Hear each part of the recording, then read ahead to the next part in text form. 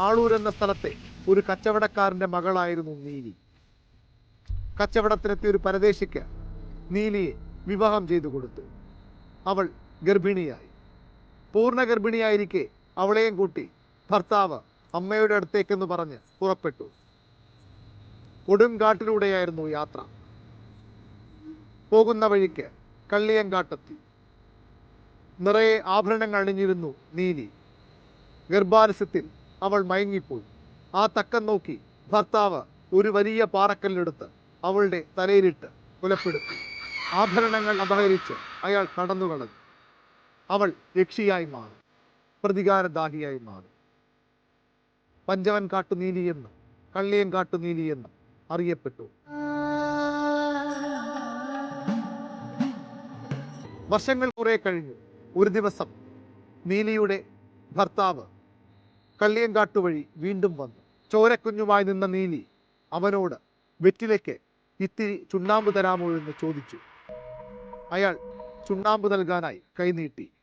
അവൾ ആ കൈകളിൽ കടന്നു പിടിച്ചു. അയാളെ വലിച്ചിഴച്ച് അവൾ കള്ളിയങ്കാട്ടിലേക്ക് പറഞ്ഞു. ഒരു ഉടലിൽ നിന്ന് 100 ഉടലുകൾ പിറന്ന് 100,000 കൈകൾ മുളച്ച് അവൾ അവൻ്റെ കഥ കഴിച്ചു. കള്ളിയങ്കാട്ട് നീലി അങ്ങനെ നാട്ടുകാരുടെ പേടി സ്വപ്നമായി. പിന്നെയും കുറേയേറെ കൊലപാതകങ്ങൾ. ചുണ്ണാമ്പ് ചോദിച്ച് അവൾ പലരുടെയും കഥ കഴിച്ചു. കൊല്ലപ്പെട്ടവരാരും നല്ലവരായിരുന്നില്ല. കാമം കൊണ്ട് പെണ്ണിനെ പിച്ചു ചീന്താൻ വന്ന പുരുഷന്മാരെയാണ് അവൾ കൊലപ്പെടുത്തിയത്. അങ്ങനെ അവൾക്ക് വീരപരിവേഷവും വന്നു. ശല്യം സഹിക്കാതായപ്പോൾ നാട്ടുകാർ കടമറ്റത്ത് കത്തനാരെ വിളിച്ചു. കത്തനാർ നീലിയെ തളച്ചെന്നാണ് ഒരു കഥ. കത്തനാർക്കും അവളെ തളയ്ക്കാൻ കഴിഞ്ഞില്ലെന്ന് മറ്റൊരു കഥയുമുണ്ട്. അങ്ങനെ കഥകൾ വേറെയുമുണ്ട്, പലതുണ്ട്.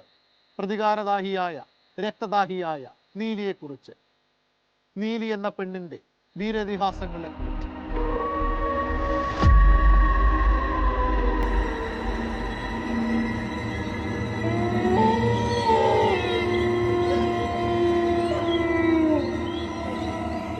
കഥകളുടെ പൊരുൾ തേടി, നീലിയെ തേടി ഈ രാത്രി ഞങ്ങൾ പോവുകയാണ് പഞ്ചവൻ കാട്ടിലേക്ക്, നീലിയുടെ സ്വന്തം കള്ളിയങ്കാട്ടിലേക്ക്.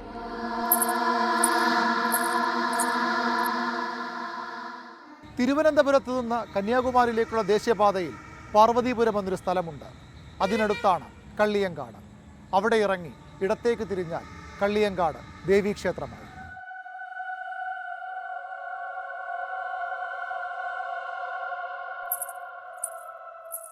ഈ പാതയിലൂടെ 100 മീറ്റർ മുന്നോട്ട് പോയാൽ കള്ളിയങ്കാട് ഭഗവതി ക്ഷേത്രത്തിലെത്താം.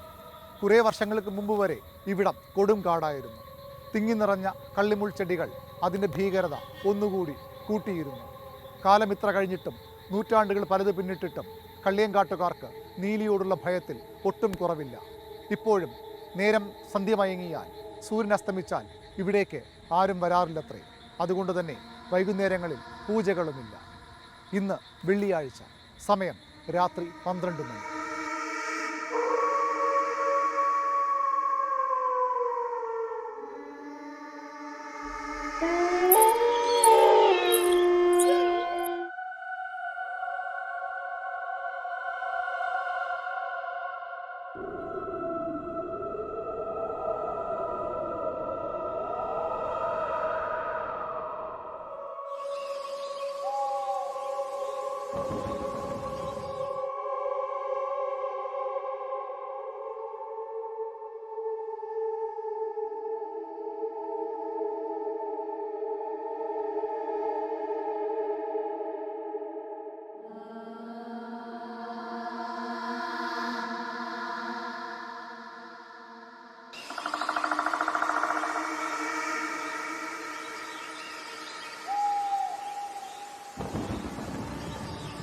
നേരത്തെയൊക്കെ ആഴ്ചയിൽ 2 ദിവസം, ചൊവ്വയും വെള്ളിയും, രാവിലെയും വൈകിട്ടും നട തുറക്കുമായിരുന്നു.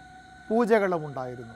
എന്നാൽ കഴിഞ്ഞ കുറച്ചു നാളുകളായി ചൊവ്വയും വെള്ളിയും നട തുറക്കുമെങ്കിലും വൈകുന്നേരങ്ങളിൽ പൂജയില്ല. രാവിലെ 7 മണിക്ക് നട തുറക്കും.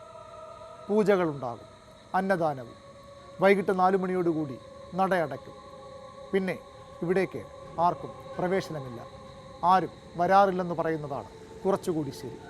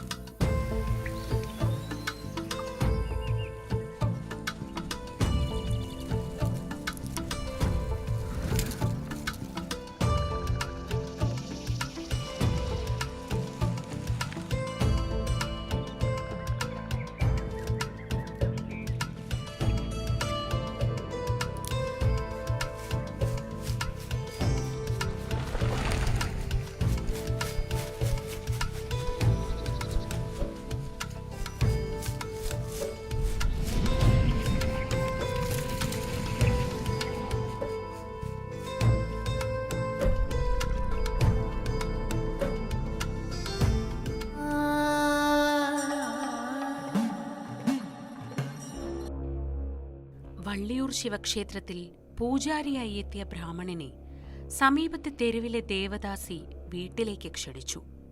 അതിസുന്ദരിയായ മകളെ ദേവദാസി പൂജാരിക്ക് കാഴ്ചവെച്ചു. അവളുടെ സൗന്ദര്യത്തിൽ മതിമറന്ന പൂജാരി ക്ഷേത്രത്തിൽ നിന്നുള്ള സ്വർണ്ണാഭരണങ്ങൾ മോഷ്ടിച്ച് കാമുകിക്ക് നൽകാൻ തുടങ്ങി. ആഭരണങ്ങൾ കിട്ടിയതോടെ പൂജാരിയെ അവൾ പുറത്താക്കി. എല്ലാം നഷ്ടപ്പെട്ട അയാൾ വള്ളിയൂരിൽ നിന്ന് യാത്ര തിരിച്ച് കള്ളിയങ്കാട്ടേക്കെത്തി. അവിടെ വഴിയമ്പലത്തിൽ വിശ്രമിക്കുമ്പോൾ പഴയ കാമുകിയെ വീണ്ടും കണ്ടുമുട്ടുകയാണ്. കുറ്റബോധം തോന്നി അവൾ അയാളെ വീട്ടിലേക്ക് മടക്കി വിളിക്കാൻ എത്തിയതായിരുന്നു. എന്നാൽ സർവാഭരണ വിഭൂഷിതയായി എത്തിയ കാമുകിയെ കൊന്ന് ആഭരണങ്ങൾ കൈക്കലാക്കാൻ അയാൾ തീരുമാനിച്ചു. നടന്ന് ക്ഷീണിച്ചതല്ലേ, എന്റെ മടിയിൽ കിടന്നുറങ്ങിക്കോളൂ എന്ന് അയാൾ അവളോട് പറഞ്ഞു. അവൾ അയാളെ വിശ്വസിച്ച് ആ മടിയിൽ തലവെച്ചു കിടന്നു. ഒരു പാറക്കല്ലുകൊണ്ട് അയാൾ അവളെ തല്ലിക്കൊന്നു. കള്ളിച്ചെടികളെ, നിങ്ങൾ ഈ കൊടും ക്രൂരത കണ്ടില്ലേ? ഇതായിരുന്നു അവളുടെ അന്ത്യവിലാപം. ആ ദേവദാസിയാണ് പിന്നീട് കള്ളിയങ്കാട്ട് നീലിയായി മാറിയതത്രേ. ബ്രാഹ്മണരോട് തീർത്താൽ തീരാത്ത പകയുള്ള നീലിയുടെ ക്ഷേത്രത്തിൽ ഇപ്പോഴും ബ്രാഹ്മണരെ പൂജാരിമാരാക്കാറില്ല.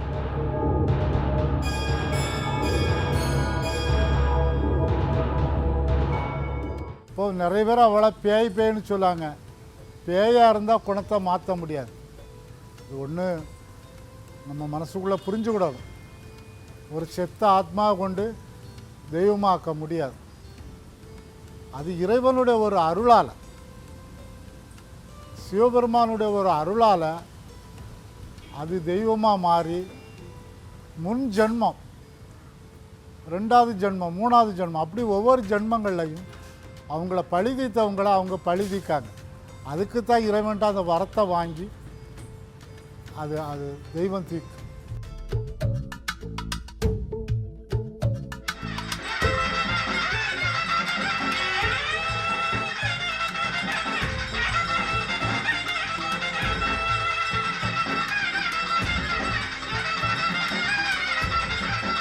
നമ്മൾ എന്തൊരു വിചാരിച്ചാലും ആ കാര്യം എനിക്ക് നടത്തി തന്നിട്ടുണ്ട്.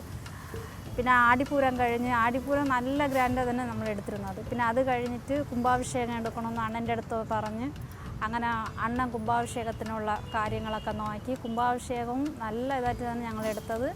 അത് എടുത്തിട്ട് പിന്നെ 41 ദിവസത്തെ പൂജ കൊടുത്തായിരുന്നു. പിന്നെ 41ൻ്റെ അന്നായപ്പം അമ്മ വന്ന് അവർ കളിക്കും. പിന്നെ മഞ്ഞപ്പാൽ വെച്ചിരുന്നു, അങ്ങനത്തെ കാര്യങ്ങൾ. പിന്നെ അതിനുശേഷം ആൾക്കാർ നിറച്ച് വരണതും പോകണം. പിന്നെ ഓരോ കാര്യങ്ങളും നേർന്നിട്ടവർ വരും.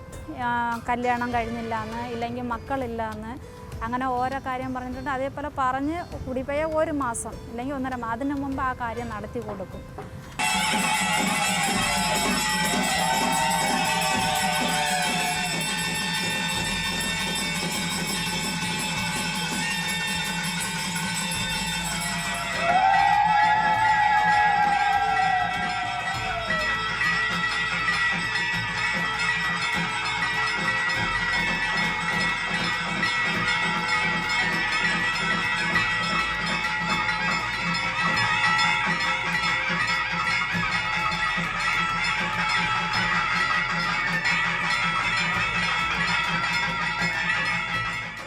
കഥകളിലും ഐതിഹ്യങ്ങളിലുമൊക്കെ കള്ളിയങ്കാട്ട് നീലി പ്രതികാരദാഹിയാണ്, യക്ഷിയാണ്.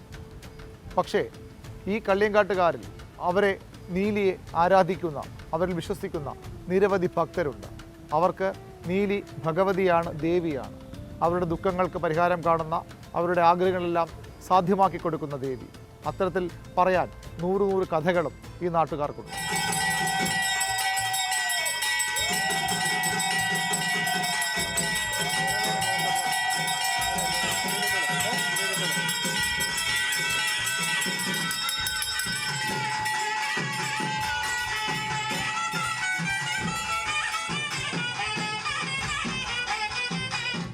കള്ളിയങ്കാട്ട് നീലിയെക്കുറിച്ച് എൻ്റെ കൊച്ചുനാൾ മുതലേ എനിക്ക് കേൾവിയുണ്ട്.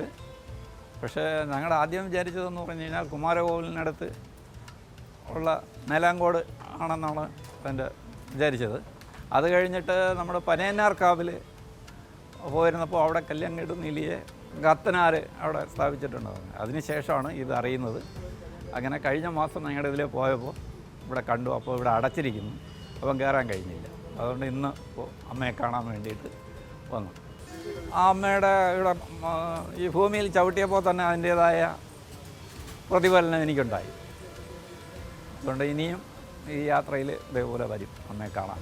ദേവി തന്നെയാണ് അത്. യക്ഷി എന്ന് പറയണത് ഒരു ദേവിയുടെ ഒരു അനുചരൻ സങ്കല്പത്തിലുള്ളതാണ് യക്ഷി എന്ന് പറയുന്നത്. ദേവിയുടെ ഒരു ഭാഗമാണ് യക്ഷി.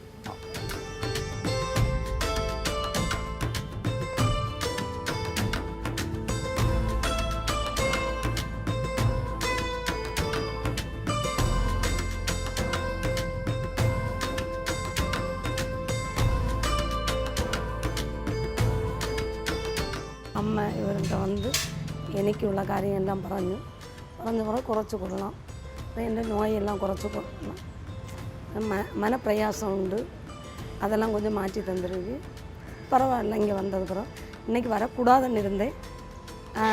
ஆனால் இன்றைக்கி திருப்பி என்னை வரவழைச்சிருக்காங்க இங்கே அம்மா. ഞാൻ വന്നതിന് ശേഷം കുറച്ച് കൊള്ളാം, വിശ്വാസം ഉണ്ടെന്ന് ഞാൻ അവിടെ പറഞ്ഞിട്ട് പോയി. ഞാൻ 4 வாரம் வரത്തില്ല. ஆனால் தெரியல, இன்றைக்கி வந்துருக்கு. கால் அப்படியே மாறும்.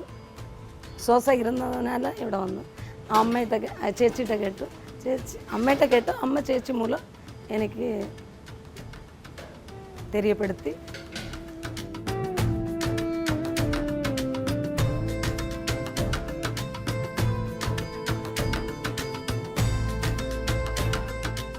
அம்மா ஆதிபராசக்தி, கள்ளியங்காட்டு நீலி அம்மா. நல்ல சக்தி வாய்ந்தவங்க, நினச்சபடி நடத்துவங்க. மக்கள் அவங்கள தேடி வர்றதுக்குள்ள நிலவில் அம்மா நல்லா நினச்சதெல்லாம் கொடுக்குறாங்க. இது அப்புறமா அம்மாவை தேடி வரணும். அம்மா நிறைய இதெல்லாம் பண்ணியிருக்காங்க.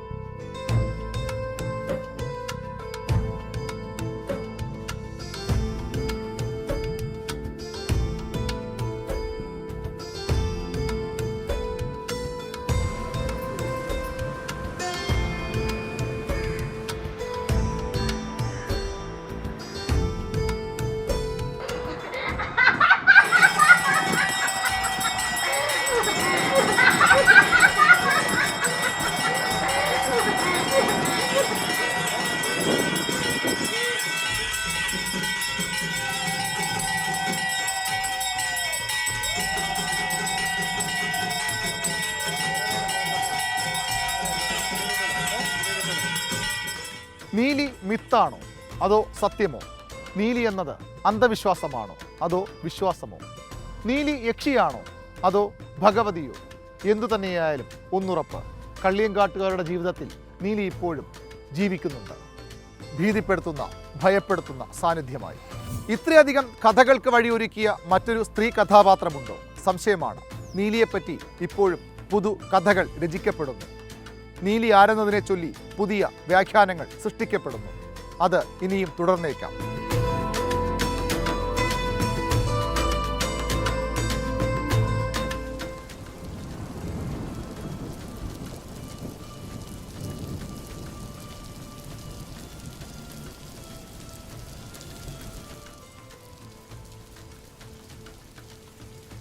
പഞ്ചവൻകാട്ടിൽ ഇപ്പോൾ മഴ പെയ്യുകയാണ്. നീലിയെക്കുറിച്ചുള്ള ഒരു പിടി കഥകളുമായി കള്ളിയങ്കാടിനോട് ഞങ്ങളും യാത്ര പറയും.